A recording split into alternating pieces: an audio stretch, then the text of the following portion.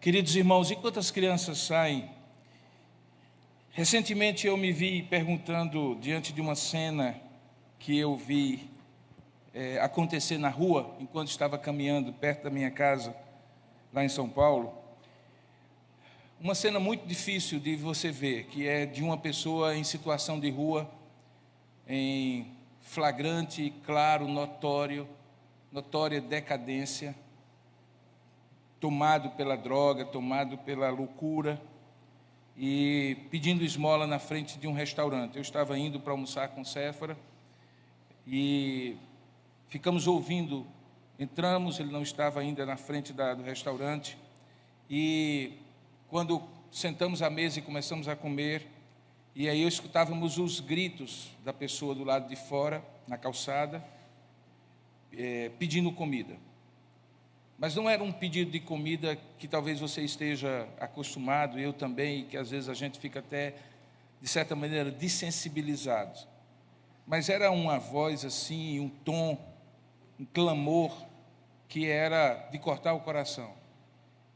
E a pessoa apelava para todos os sentimentos de compaixão, de misericórdia, de sentimentos de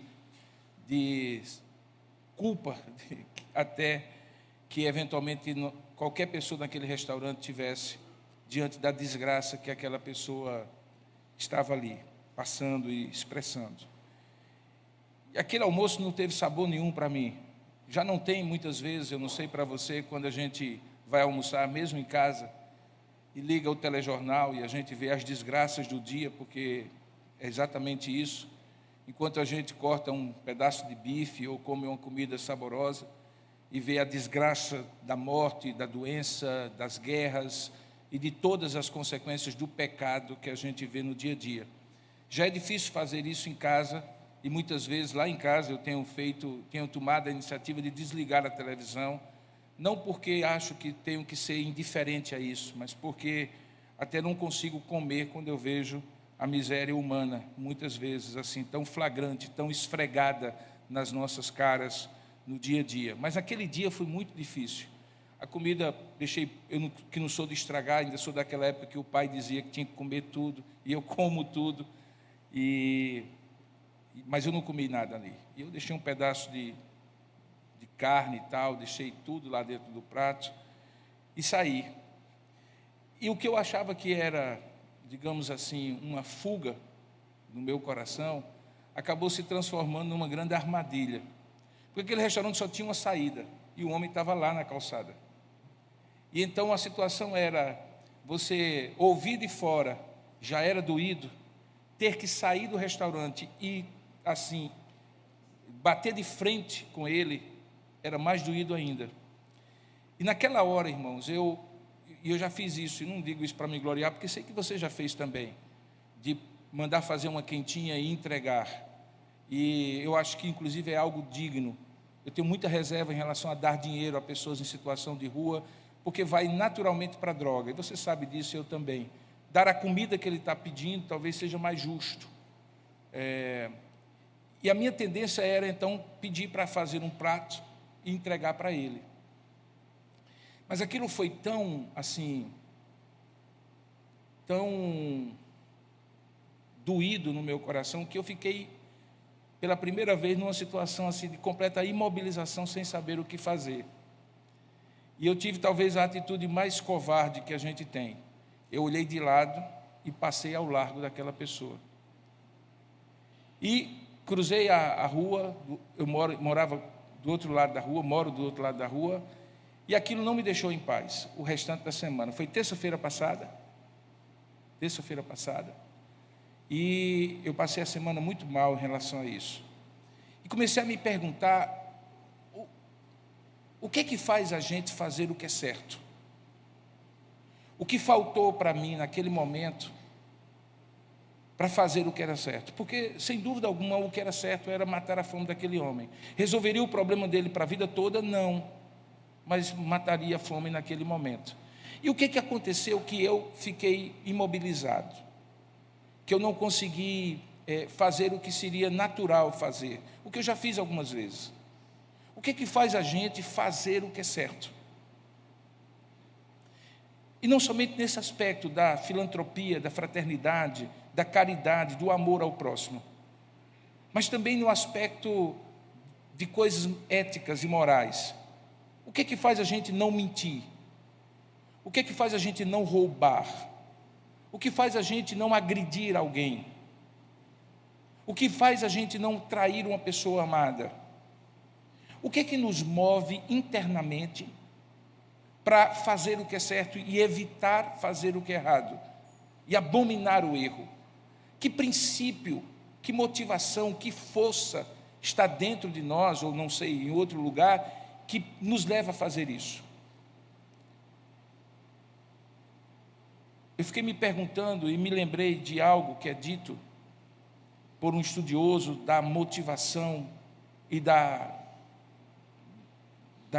do desenvolvimento moral do ser humano, chamado Kohlberg, que diz que o ser humano evolui na sua moralidade, em fazer o que é certo, evitar o que é errado, desde a infância até a idade madura, nos seguintes níveis. Primeiramente, ele obedece o que é certo sem entender o que é certo. É aquela criança ou aquela pessoa a quem é dito que isso é certo. E essa pessoa ou essa criança obedece. Muitas vezes movido por um risco, pela ameaça de ser punido. Não faça isso, senão eu lhe bato. Não coloque o dedo na tomada, senão você morre. E se é certo ou errado, aquela pessoa, por medo da consequência, do interdito que é feito, ela obedece. Mas por óbvio, você já viu isso em casa, quando esse medo sai, ou quando a pessoa que é a fonte, ou a fonte que estabelece o limite, sai de perto, naturalmente a curiosidade, até aquele instinto de arriscar-se, acaba fazendo a criança colocar o dedo na tomada, e você sabe bem disso. É como se a moralidade dela não estivesse dentro dela, estivesse naquela figura de autoridade, o pai, a mãe, a professora, o pastor, qualquer pessoa de autoridade. É o estágio inicial de moralidade, uma moralidade externa baseada naquilo que é punitivo, coercitivo. Kohlberg diz que depois disso você evolui um pouco e começa a entender que o fazer o certo traz benefícios para você e para outros. E então você começa a ter uma fonte de moralidade que ainda está fora de você, mas que você de alguma maneira começa a colocar para dentro, em forma de benefício, a vantagem em fazer o que é certo. A gente se sente bem, a gente evita coisas ruins quando faz o bem, e a gente beneficia outros, e ouvir e ver o agradecimento do outro também nos motiva. A gente se sente bem quando faz o bem, e as pessoas se sentem abençoadas pelo bem que fazemos. Mas veja que ainda é uma forma de a gente fazer o bem, fazer o que é certo, de uma fonte externa, que de vez em quando entra em nós, na forma de uma internalização moral, que a gente, de maneira muito, digamos assim, egocêntrica, acaba fazendo porque faz bem para a gente.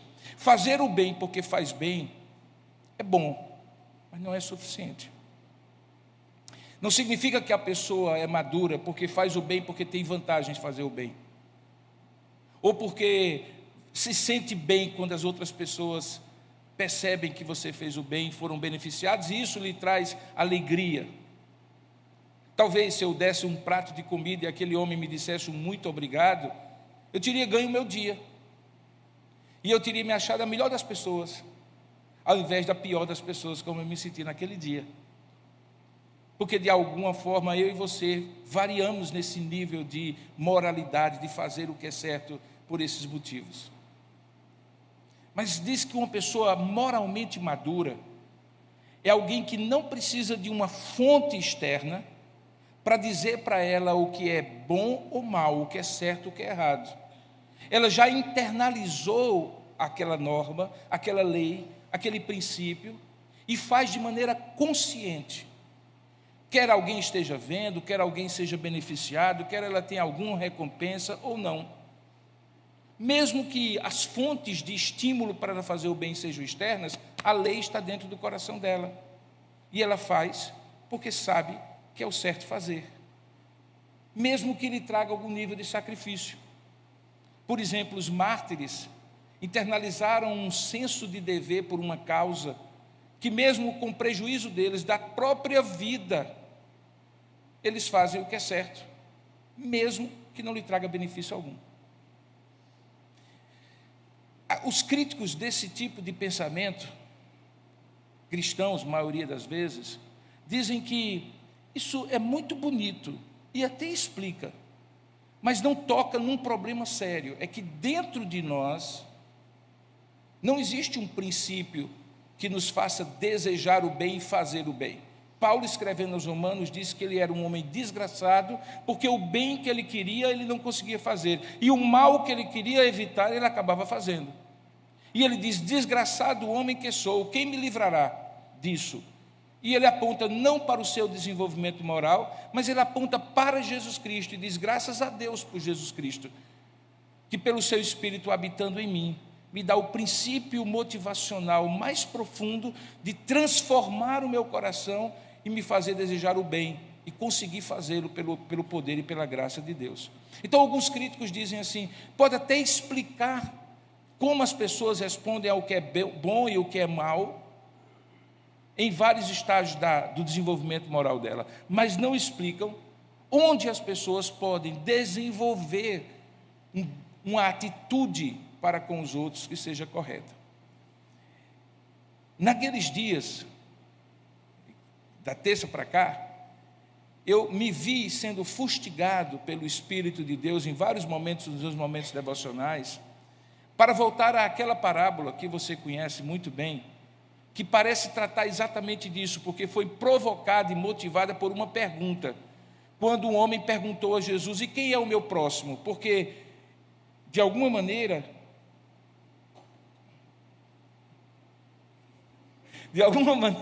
havia sido dito para ele que ele deveria amar ao próximo como a si mesmo. Lembra? Está lá em Lucas capítulo 10, quando Jesus é perguntado qual é o maior dos mandamentos de Deus, ele diz: amar a Deus acima de todas as coisas, é o teu próximo como a si mesmo. E aí aquele homem, querendo fugir, diz assim para Jesus: e quem é o meu próximo? E Jesus então conta a parábola do bom samaritano, e que, em resumo, você conhece muito bem. Um homem foi assaltado no meio do caminho, no caminho de Jerusalém para Jericó, foi deixado ao largo, quase morto, moribundo, cheio de ferimentos, sem nenhuma forma de reagir ou de se salvar daquela situação. Passou um levita e viu de longe e deixou-o lá, exatamente como eu fiz no restaurante. Passou um sacerdote e repetiu o mesmo procedimento. E de onde menos esperava, de um samaritano, foi que veio a atitude de compaixão, de solidariedade, de fraternidade. Aquele homem foi, cuidou daquele moribundo, colocou-o sobre o seu animal, pagou do próprio bolso para que ele ficasse numa hospedaria, disse que se comprometia a voltar e ressarcir a diferença se houvesse. E então Jesus pergunta àqueles homens que estavam ali, depois de contar a parábola, quem foi o próximo daquele que estava na beira do caminho. E como já apontei aqui em alguns momentos, ele faz uma inversão da pergunta. Se a primeira pergunta é: quem é o meu próximo? A resposta é: de quem você deve ser o seu próximo? De quem você deve ser o próximo dessa pessoa? E Jesus aponta que você deve ser o próximo de qualquer pessoa que estiver ao seu caminho, inclusive daquele homem que estava na porta do restaurante. E aquela história foi me perseguindo durante a semana em vários momentos. E eu fiquei pensando: Senhor, de onde viria naquele momento a fonte que não veio, que me levaria a fazer algo em favor daquele homem? E então, pensando nisso, em responder a você, de onde vem a fonte, o motivo, a força e a iniciativa para você fazer o que é certo e não fazer o que é errado, é que eu gostaria de convidar você a abrir a palavra de Deus no Evangelho de Mateus, no capítulo 5, a partir do verso de número 17. Eu sei que a introdução do sermão foi longa, mas eu espero que o sermão em si não seja cansativo para você. Mateus capítulo 5, a partir do verso 13. E eu vou ler o contexto e depois nós vamos andar por esse capítulo todo. Diz assim a palavra de Deus, Mateus 5, 13. A palavra de Deus diz assim: não penseis que eu vim revogar a lei ou os profetas. Não vim para revogar, vim para cumprir.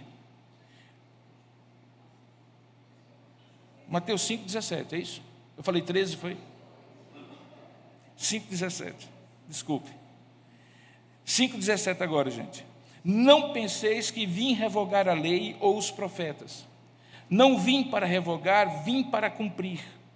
Porque em verdade vos digo, até que o céu e a terra passem, nem um i ou um tio jamais passará da lei até que tudo se cumpra.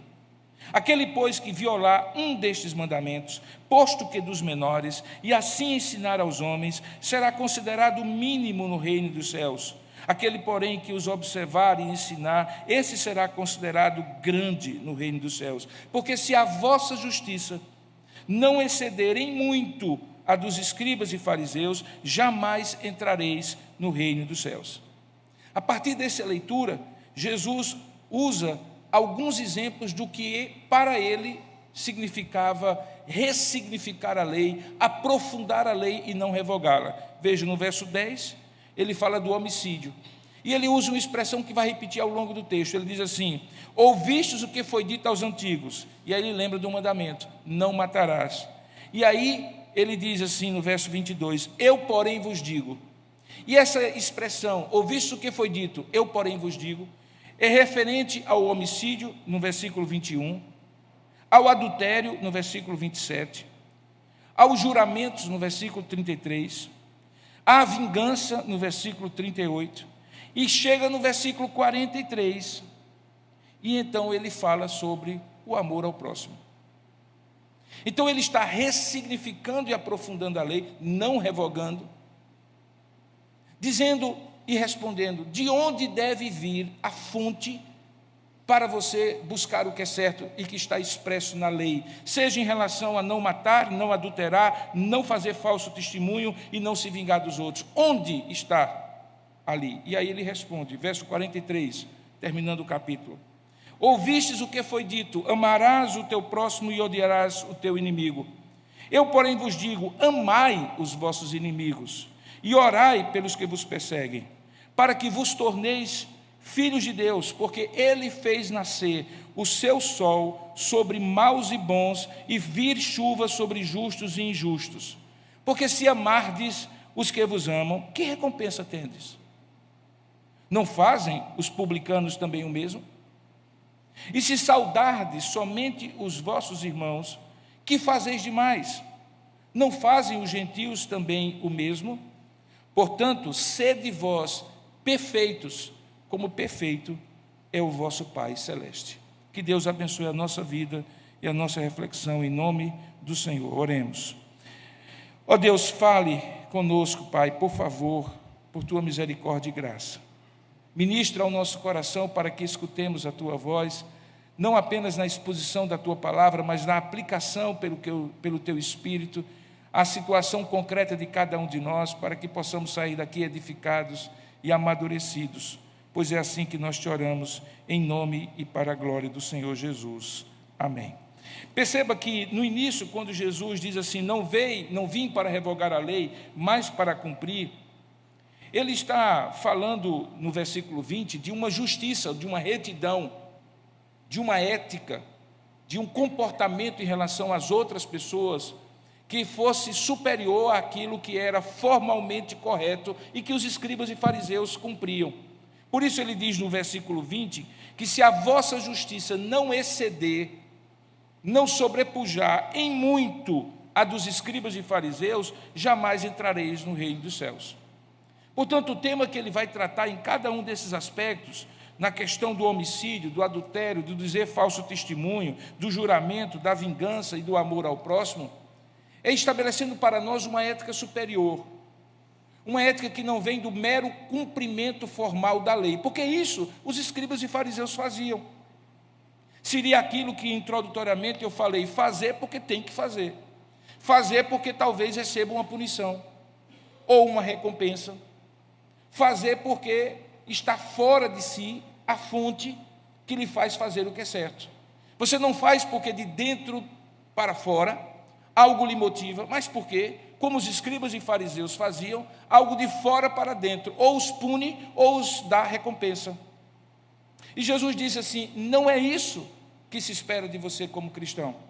O que se espera de você como cristão é que você não exceda, ou melhor, não fique aquém, nem sequer chegue ao ponto dos escribas e fariseus. Pelo contrário, você exceda em muito aquela justiça dos escribas e fariseus, porque se assim não fizerdes, jamais entrareis no reino dos céus. Portanto, o tema que Jesus está falando é: qual é a fonte mais profunda para que eu e você como cristão façamos, para que eu e você como cristãos façamos o bem? O que é que nos faz fazer o bem? É a obediência formal à lei? É o medo da punição? É o benefício da recompensa? Ou nós fazemos o bem por alguma coisa que nos motiva de dentro para fora? Eu acredito piamente que o que Jesus está querendo colocar aqui é que existe sim algo que existe dentro de nós, que habita em nós, e que eu chamaria de espírito da lei, porque foi de Deus que a lei foi dada para expressar o caráter de Deus, e que em nós habita.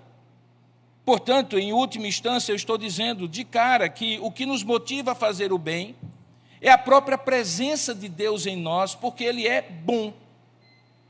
Porque Ele é bom, Ele faz o bem. Na teologia, a gente sabe que a bondade de Deus é o que faz benigno para com os pecadores, inclusive na sua compaixão, para com os seus servos por causa da sua aliança. A benignidade de Deus, ou as atitudes boas de Deus, decorrem da essência boa dele. Mas conosco nós temos um problema. É que se fomos criados e fomos a sua imagem e semelhança, portanto, temos com ele naturalmente a bondade intrínseca com a qual nós fomos criados, sabemos o que é certo, o que é errado, concordamos com o que é certo e rejeitamos o que é errado.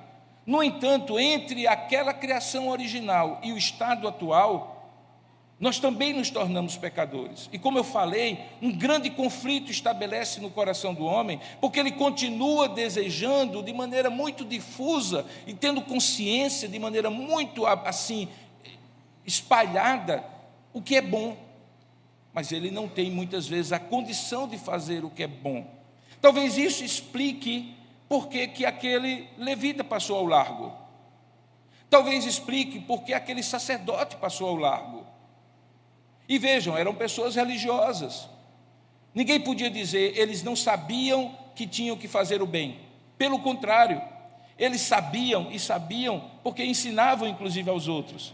Mas veja, saber e ensinar aos outros não significa dizer que existe a motivação para fazer o bem.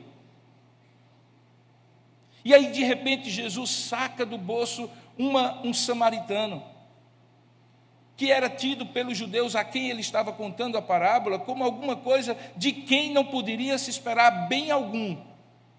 E é justamente aquele de quem não se podia esperar bem algum que fez o bem. E aquela parábola, então, nos coloca diante de uma encruzilhada. Se alguém que conhece o bem e até ensina o que é fazer o bem, não consegue fazer como o levita e o sacerdote, como explicar que alguém de quem não se espera o bem, faça o bem?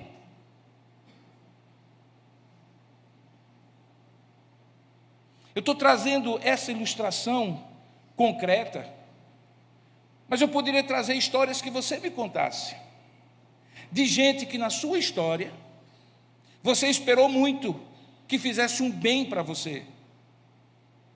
Gente até que lhe inspirou com valores religiosos e éticos superiores.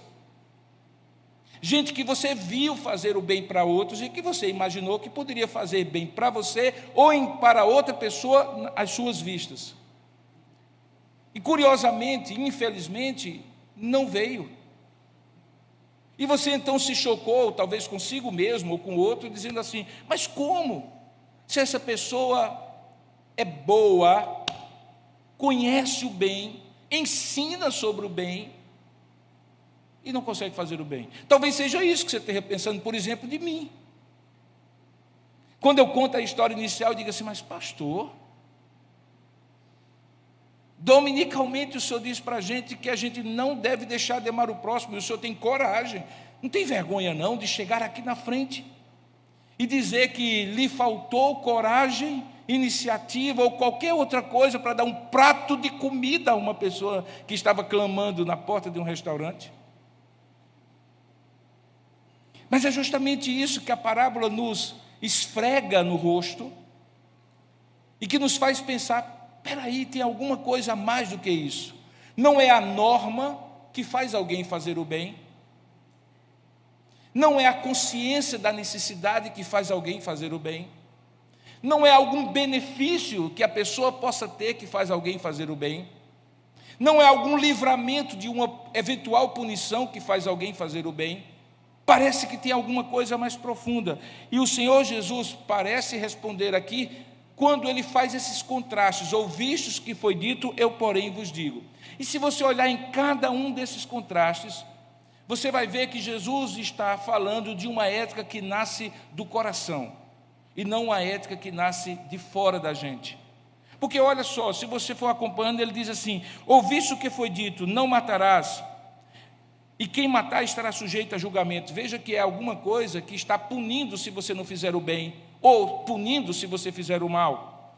Porém, ele diz no verso 22, eu porém vos digo que todo aquele que sem motivo se irá contra o seu irmão, ou seja, vem de dentro, antes mesmo que se expresse no comportamento agressivo para com a outra pessoa. Jesus está fazendo então com que aquelas pessoas que escutem o Sermão da Montanha olhem não para as fontes externas que os fariam bons, obedientes, feitores do bem, benfeitores aos outros, mas que ele está dizendo assim, olha, aquela lei que foi dada por Moisés continua valendo, eu não vim revogá-la, mas vocês não entenderam o espírito daquela lei, e o espírito daquela lei não era fazer vocês cumprirem, só porque havia uma lei para cumprir, e se não cumprissem vocês seriam punidos, e se vocês cumprirem seriam beneficiados. A lei os levava à constatação de que vocês não poderiam fazer isso sem uma ajuda, não de uma lei externa, mas de uma força externa que se internalizaria entre vocês. Há uma passagem de Jeremias que é muito curioso, que diz que Deus trocará o nosso coração de pedra por um coração de carne.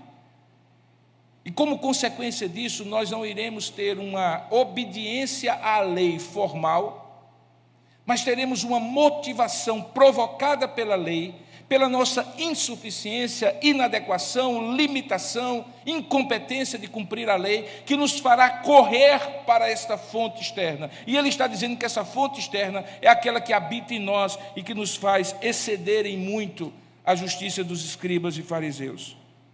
A mesma coisa ele faz em relação ao adultério, a mesma coisa ele faz em relação aos juramentos, a mesma coisa ele faz em relação à vingança, e quando chega no final, que é o que eu quero enfatizar do amor ao próximo, ele diz o seguinte, ouviste o que foi dito, amarás o teu próximo e odiarás o teu inimigo. Se você for na versão sobre amar o próximo, que está lá no Antigo Testamento, talvez você não vai encontrar esta palavra odiarás o teu inimigo. Certamente encontrarás, amarás o teu próximo. O próprio Senhor Jesus disse que o resumo da lei é amar a Deus acima de todas as coisas, é o teu próximo a si mesmo.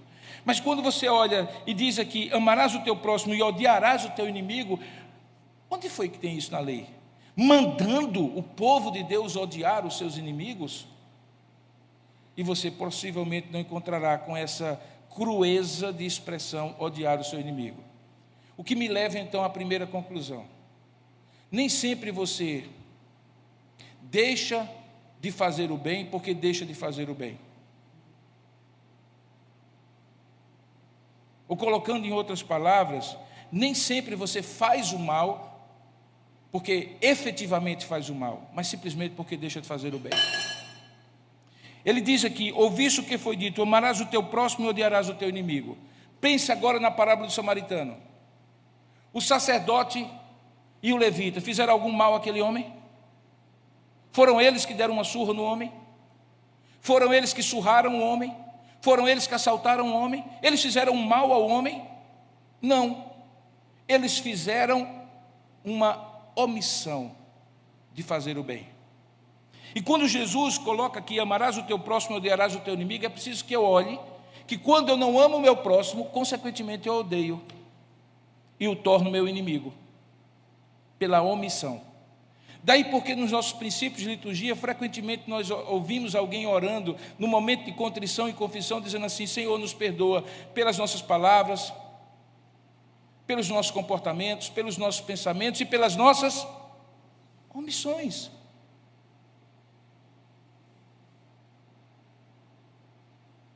Em outras palavras, omissão nos torna inimigos daqueles que devemos amar. E o que me doeu mais na reflexão, o que me perseguiu durante a semana inteira, foi naquela terça-feira, quando eu olhei para aquele homem e disse assim: mas como eu me tornei inimigo dele? Pela minha omissão, eu não somente deixei de fazer o bem, eu me tornei alguém que o considera como meu inimigo. Mas ele não é meu inimigo, mesmo que ele não creia como eu creio. Ele não pode ser considerado por mim como cristão, como inimigo, simplesmente porque ele é um drogadito, ou porque ele tem atitudes agressivas quando está na crise da abstinência no meio da rua. E é nesse ponto que você entende, quando ele diz assim, lá na frente, no versículo 45, que como filhos do Pai Celeste, nós precisamos entender que Deus faz nascer o seu sol sobre maus e bons, e vi chuva sobre justos e injustos. Eu estou falando de Mateus capítulo 5, verso 45. Ora, se Deus, na sua providência, derrama chuva, e o campo do idólatra, do ímpio, do que tem uma vida imoral, é abençoado pela chuva, tanto quanto o campo daquele que crê, que é obediente e fiel a Deus, por que que eu, na minha omissão, torno alguém que é beneficiado por Deus na sua graça comum, como inimigo? Mas é esse o poder que, infelizmente, a omissão me faz me tornar. Ele me torna inimigo daqueles de quem Deus é amigo. Deus é amigo de maus e bons, quando na sua providência e graça comum Ele derrama chuva sobre todos. Diz para mim amar essas pessoas, e quando eu não amo, eu estou dizendo: eles são teus amigos, Senhor, mas não são meus amigos. Porque se eles fossem meus amigos, eu faria aquilo que tu fizeste, e sempre fazes, sem discriminar e abençoar na graça geral, mesmo aqueles que não merecem. Não é isso que algumas vezes se estabelece como um dilema ético no nosso coração? Quando alguém nos pede uma ajuda e a gente faz a seguinte pergunta: devo ou não devo? Merece ou não merece? Não é isso, irmão, sinceramente não é isso. Eu vou dar esse dinheiro, essa pessoa vai usar bem? Eu vou ajudar essa pessoa vai aproveitar? Eu vou abençoar essa pessoa, mas essa pessoa vai me valorizar, ou vai valorizar o que foi feito, vai aproveitar a oportunidade? Queridos irmãos, sendo bem sincero, todos esses questionamentos são legítimos, para você decidir a quem você vai fazer o bem. Mas nenhum deles é legítimo para você decidir se você vai fazer o bem. Então você pode não dar o dinheiro, mas dar a comida. O que você não pode é, por omissão, tornar de você uma pessoa que é amiga de Deus, ou no sentido de que é abençoado de maneira geral, na graça comum, você consegue entender a diferença por Deus, no entanto, você a exclui como inimigo. Ele está falando então de que quando eu não tenho essa norma espiritual, não legal, não formal, não externa, mas dentro de mim, como uma norma que me motiva a fazer o bem, e eu não faço, eu não excedo a justiça dos escribas e fariseus, porque os escribas e fariseus faziam o bem para quem merecia, para quem correspondia, e ele está dizendo que não, fazer o bem não tem a ver com quem merece ou com quem corresponde, com quem não me pune ou com quem não beneficia a mim. Fazer o bem é um valor que expressa a benignidade do meu coração, tocado pela bondade de Deus, que é um Deus bom e benigno para comigo. Se a pessoa vai aproveitar ou não, não cabe a mim julgar para tomar a decisão de fazer o bem. Cabe a mim fazer o bem. E quando eu faço porque a pessoa não merece, o nome disso é graça, e é exatamente a graça que caracteriza um filho do Deus gracioso. É por isso que quando ele estabelece no final, no versículo 48, o padrão, ele coloca lá em cima. Veja aí o verso 48, ele diz assim: portanto, sede vós perfeitos, como perfeito é o vosso Pai Celeste. Aí você diz assim, então não vai dar, porque perfeito só Deus. Mas quando você compreende o significado dessa palavra perfeito, você vai entender que não é perfeito no sentido de que não tem erro. No caso de Deus, sim, Ele é santo sem nenhum erro. Perfeito aqui é completo, é pleno, é total.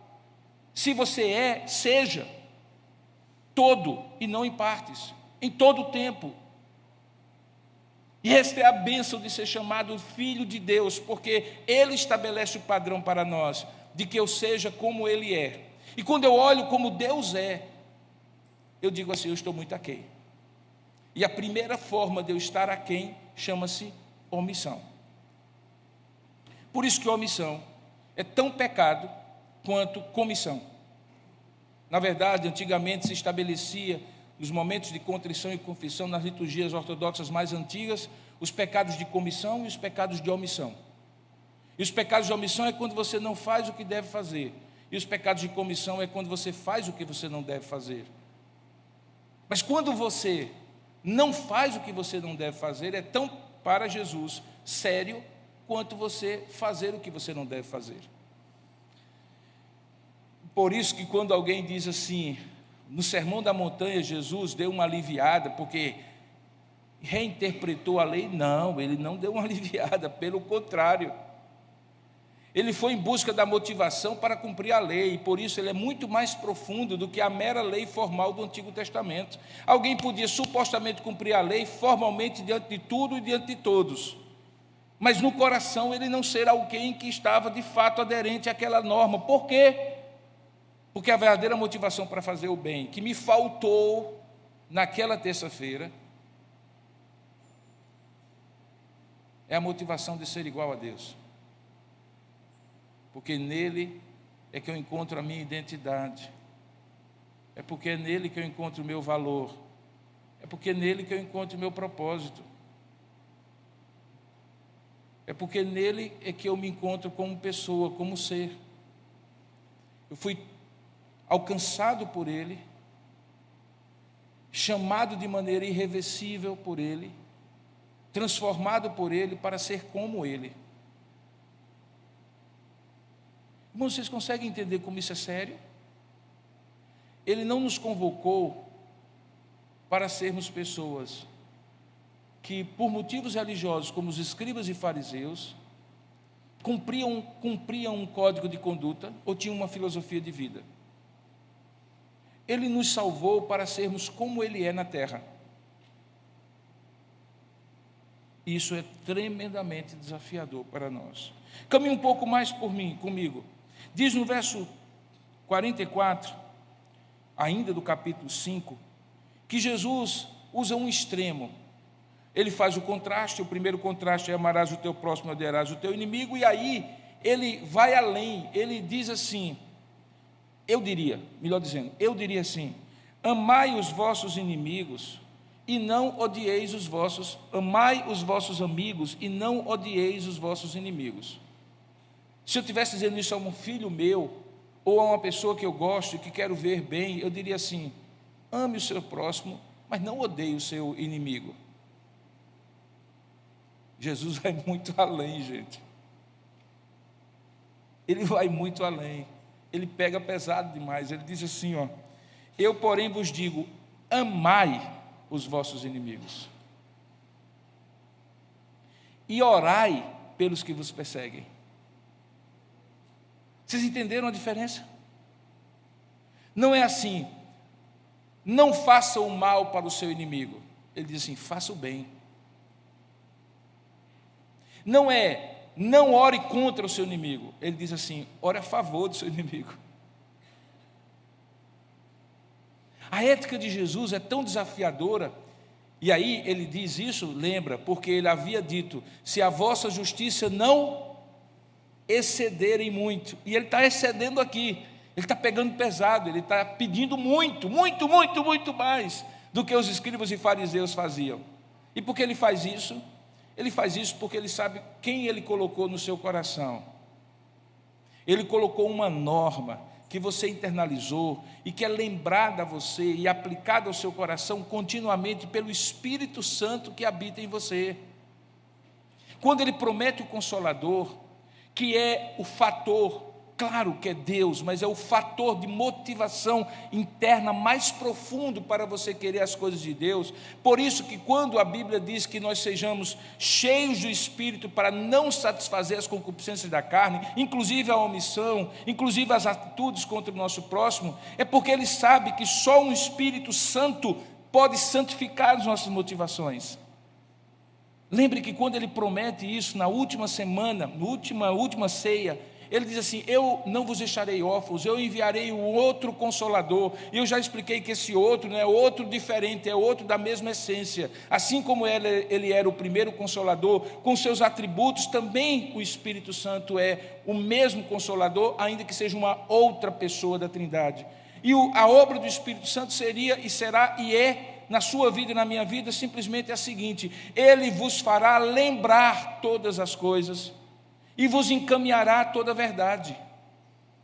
Em outras palavras, o que você corre o risco de esquecer, como naquela terça-feira eu esqueci, o Espírito Santo lembrará. E o que acontecerá? Um grande conflito estabelecerá no meu coração, que foi o conflito que eu vivi. Então, quando você se sentir mal, é muito bom. Quando você se sentir indigno, é muito bom. Quando você se sentir incapaz, é muito bom. Quando você se sentir inadequado, é muito bom. Porque ele livra da justiça própria que os escribas e fariseus praticavam e que faziam com que ele cumprissem a norma só para inglês ver.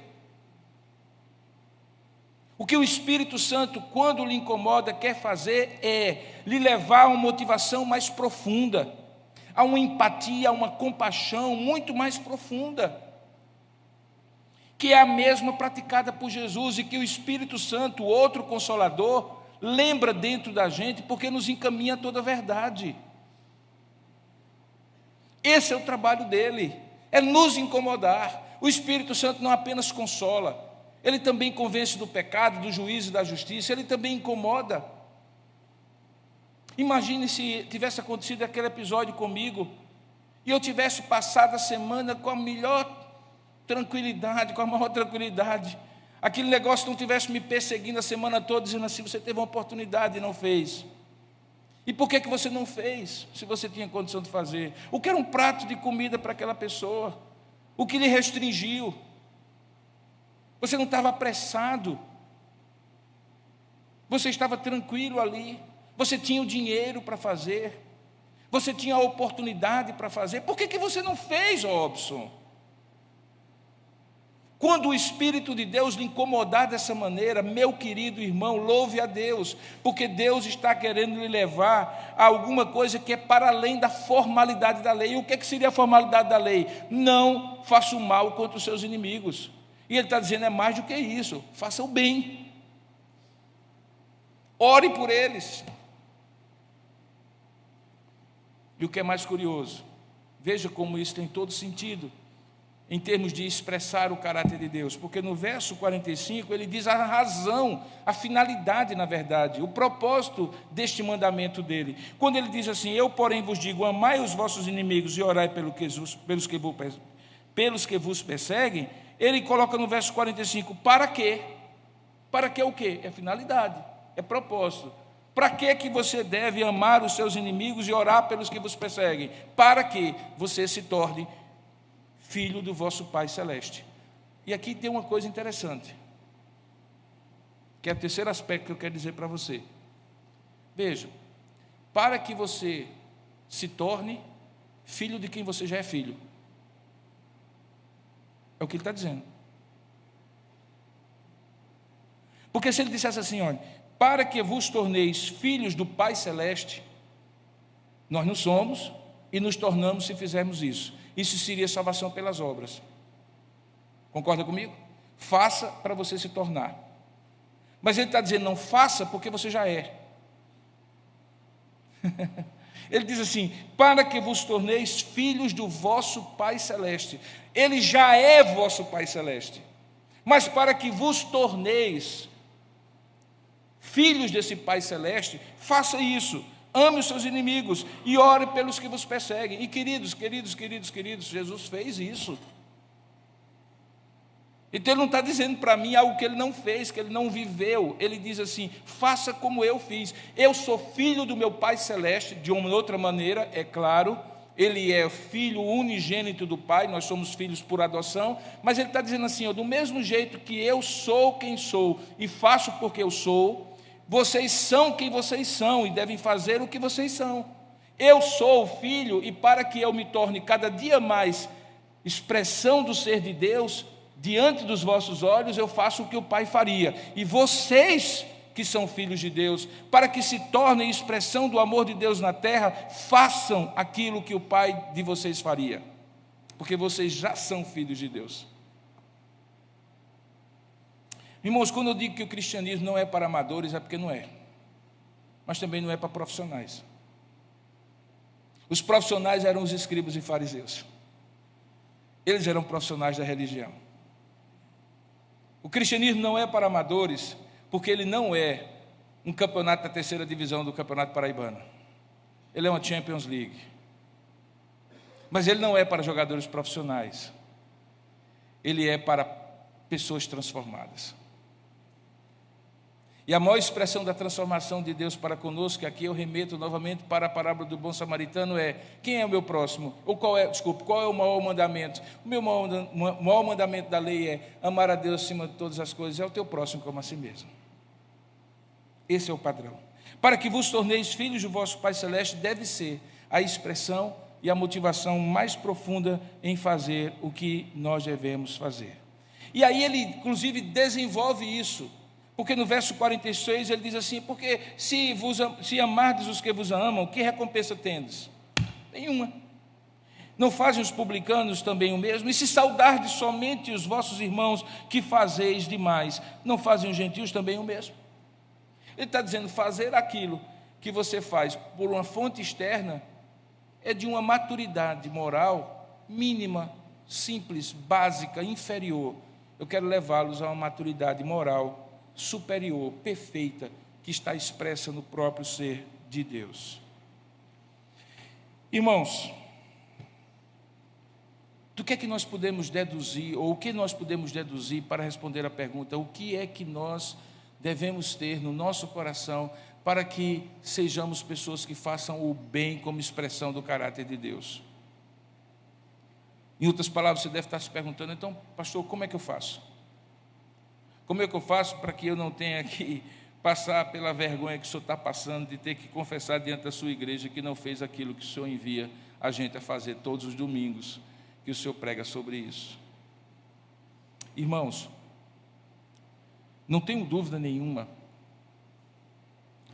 que, assim como fontes de águas precisam ter um entorno não depredado, não prejudicado, e aqui eu estou usando uma imagem que você imagina, certamente, quando ouve alguém dizer assim, não, estão acabando com as florestas e estão prejudicando as fontes de água, porque o entorno da fonte de água precisa ser preservado, seja um rio, seja uma fonte de água. Existe um entorno dessa fonte de água viva que habita em nós, que nós precisamos preservar. Nós não temos o poder de fazer a água sair dali. Nós não temos o poder de fazer o Espírito agir em nós. Quando Paulo diz assim, não entristeçais o Espírito de Deus, ele não diz que eu tenho o poder de colocar o Espírito para dentro ou botar o Espírito para fora. O Espírito Santo, diga-se de passagem. Quando ele, numa outra versão, diz assim: não apagueis o Espírito, a imagem que me vem, e que vem a você certamente, não é de uma extinção, mas de uma diminuição do poder da ação, pelo entristecimento ou pelo apagamento, pela diminuição da chama que arde em nós, que arde a chama do Espírito. E o que eu posso fazer para que isso não aconteça? Eu tenho que colocar combustível, eu tenho que cuidar do entorno. A Bíblia diz que existem atitudes em que eu cultivo essa motivação profunda do Espírito de Deus fazendo-me fazer o bem, ser como o meu Pai Celeste é. Na nossa teologia se chama de uso diligente dos meios de graça. E aqui você, por favor, não pense que eu vou repetir o óbvio, mas eu vou repetir o óbvio. É que existem certas coisas que não podem ser substituídas por outras. Então, quando você cultiva uma vida com Deus, porque você dedica tempo a isso, quando você, no final da semana, assim como no celular, aparecer para você quantas horas você gastou orando, no celular aparece, não é verdade? Quando termina o período, diz assim: você passou tantas horas no celular e usou tais e tais aplicativos. E às vezes eu me surpreendo quanto tempo eu passo no celular, mesmo que seja por motivo de trabalho. Significa em alguns momentos que eu estive mais com o celular do que com minha esposa, embora ela esteja ali ao meu redor, mas interagindo, cutucando assim, mais com ele do que com ela. Do mesmo jeito que é preciso que a gente olhe para o celular e o celular nos diga assim: você gastou muito tempo no WhatsApp, muito tempo no Instagram, muito tempo nisso e assim por diante, e no período tal. Quem sabe hoje o Espírito Santo não esteja dizendo assim, que você gastou menos tempo comigo.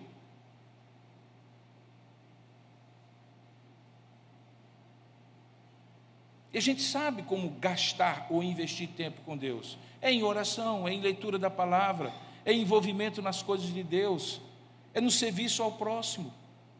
Essa refeição básica, equilibrada, que eu sempre gosto de dizer, o feijão com arroz, salada e proteína do crente, que é leitura da palavra, oração, comunhão com os irmãos e serviço ao próximo. Irmãos, disso é que se trata os meios, ou o uso diligente dos meios de graça. O entorno da fonte de água viva. Ao fazer isso, você preserva que daquela fonte fluam rios de água viva, que vão lhe dar a motivação. Você não gera motivação, você cuida para que a geração da motivação não seja prejudicada. Você cuida para que essa motivação não seja apagada. E é isso que nós fazemos na presença de Deus. Então eu lhe remeto à base, ao básico. E eu lhe remeto ao básico porque, queridos, olha só, é muito perigoso, mesmo para pessoas religiosas como nós, esquecermos do básico. Lá vinha o sacerdote, lá vinha o levita. Eles estavam entranhados na vida religiosa, mas eles esqueceram o básico. Então não é coisa assim de pecador e de ímpio que esquece de Deus. Esse esquecimento na vida de um pecador, de um ímpio que não quer nada com Deus, não é esquecimento, é rotina. Esquecimento temos nós. E esse é um esquecimento muito ruim, envenenado e venenoso, que contamina a fonte de água, de onde brota a motivação mais pura para ser amante do próximo, amante de Deus. Então cuide do básico. Segundo, não fique remoendo, a não ser para uma reflexão e um aprendizado, e até aí, aquilo que você deixou de fazer. Talvez esse foi a grande luta durante essa semana. Porque depois daquela terça, eu quase que pedi a Deus para na quarta aquele homem estar ali novamente, mas ele não estava. Para na quinta ele estar ali novamente, ele não estava. Para na sexta ele estar ali novamente. Ele não estava. E o que é que havia no meu coração? Eu tenho que compensar. Mas a gente não compensa uma omissão por algo que a gente faz. A vida não nos dá, frequentemente, segundas chances de fazer o bem ou de deixar de fazer o mal. Se a gente ficar remoendo essas coisas, ao invés de entregá-las aos pés de Deus e dizer, me perdoa, Senhor, e me dá chance de, mais uma vez, independente do que eu deixei de fazer, obedecer-te, a gente fica remoendo no pecado, impregnado de culpa, de autocomiseração, de senso de justiça própria, tentando pagar o mal feito com o bem feito. Mas essa conta não fecha. Não fecha. Obras de justiça não nos justificam diante de Deus. Obras de justiça não nos santificam diante de Deus. Obras de justiça não pagam a nossa dívida contínua com Deus. Isso já foi pago em Cristo. Celebre o pagamento da sua dívida, se tornando alguém que invista o que Deus lhe deu para não formar outras dívidas. Porque senão você fica olhando para trás. E a força de você fazer da próxima vez o que tem que ser feito se esvai. Então não olhe para trás, olhe para as próximas chances, para as próximas oportunidades e agarre-as com toda a força. Terceiro e último lugar, além de você cultivar aquilo que vai fazer a fonte da motivação brotar, além de você não ficar preso no passado, se remoendo pelo que você não fez ou pelo que você fez, quando isso já está posto em Cristo, em terceiro e último lugar, se desafie, pela graça de Deus, a fazer um pouquinho mais sempre. Eu fico olhando aquela parábola do samaritano. Vamos combinar uma coisa? Se aquele homem tivesse ajudado aquele homem ali, o moribundo no meio do caminho, ao largo do caminho, cuidado dele, deixado uma botijazinha de água e um pouco de pão, ele já teria feito mais do que o escriba, do que o levita, do que o sacerdote? Sem dúvida alguma. Ninguém podia dizer assim, você não fez. Mas ele excedeu. A gente fala muito de excelência naquilo que a gente faz. E essas duas palavras, excesso e excelência, elas têm uma mesma origem. O prefixo dela, de excelência, de exceder, é um prefixo grego, ek, que se transforma nessa expressão ex, por uma questão do futuro. É uma questão de grego, não vou explicar aqui, mas basicamente significa algo que você tira de dentro para fora, um pouco mais. E o que aquele homem fez? Ele excedeu. E quando ele excedeu, ele fez a sua graça para com aquele homem também ser uma graça excelente. E o que é uma graça excelente? Quando a gente excede, é quando a gente tira mais da gente do que seria a norma, do que seria o mínimo.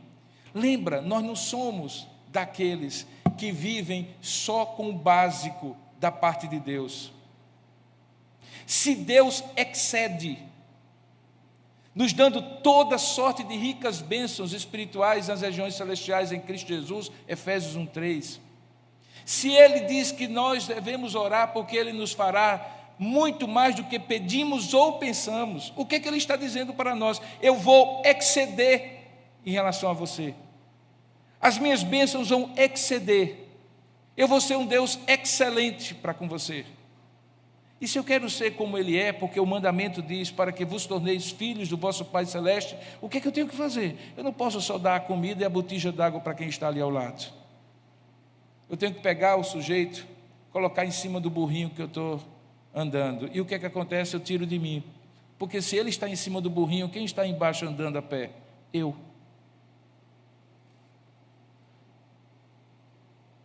Se eu o coloco em cima do animal, eu perco o meu conforto. Eu tiro do meu conforto para o conforto do outro. Eu tiro eu me canso para que o outro descanse. Eu me desgasto para que o outro seja poupado. Isso é exceder, isso é excelência. Eu excedo a expectativa do outro. em atendimento a pessoas, quando é que você se sente especial? É quando alguém excede o que se espera, ele excede as suas expectativas. Quando é que você fala bem de alguém? Quando ele lhe faz alguma coisa, num atendimento de comércio, de serviço.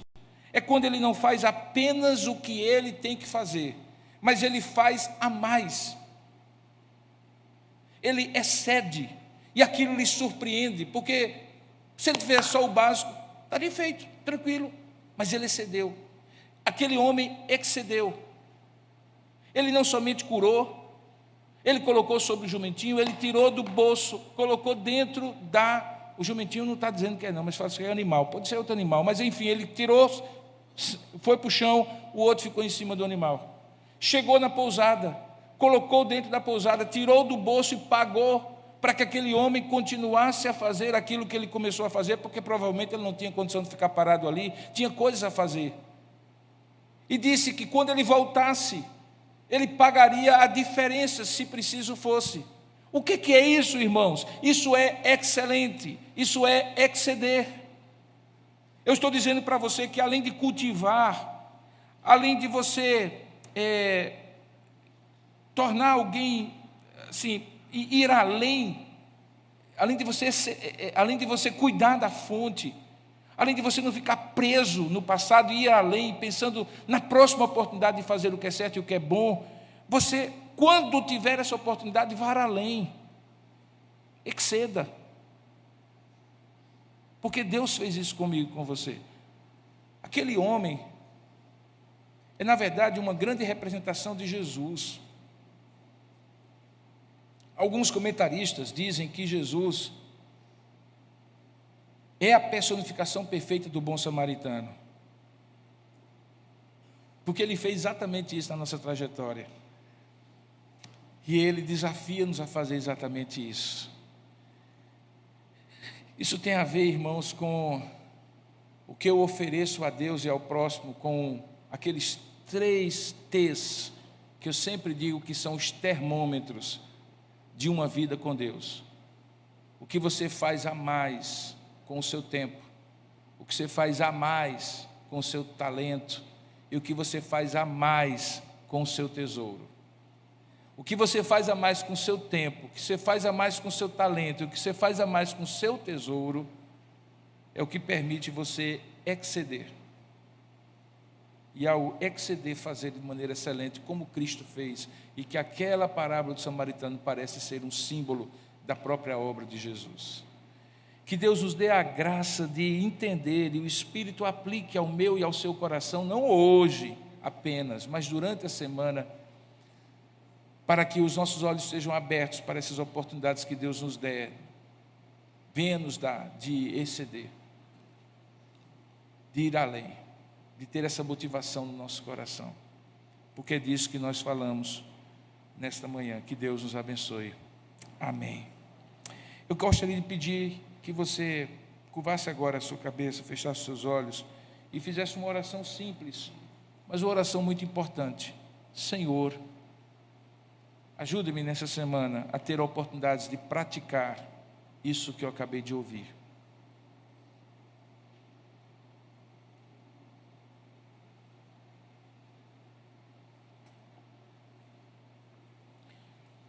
Pai amado, Tu és aquele que conhece o nosso caminho. Tu sabes, porque já decretaste cada dia da nossa existência, as oportunidades que amanhã, segunda, terça e até a próxima vez que estivermos reunidos aqui, o Senhor vai nos dar.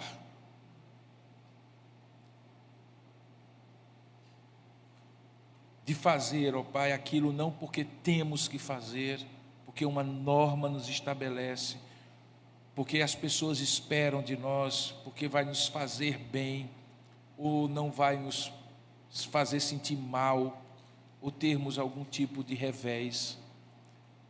Pai, nós precisamos que o Senhor desenvolva em nós um senso de excelência, de cultivar as fontes da nossa motivação, que é o Teu Espírito habitando em nós, a Tua palavra internalizada em nós, e que nós façamos isso de maneira excelente, Pai. Eu quero te pedir, Senhor, que a mim e aos meus irmãos que estão aqui, o Senhor nos dê presentes nessa semana. Presentes para servir, para abençoar, para doar, para amar, para interceder. Que o Senhor nos dê oportunidades, ó Pai, e que isso nos faça, Senhor, ver que este é o caminho. Abençoa a nossa vida, Pai. É o que nós oramos em nome de Jesus. Amém, Senhor.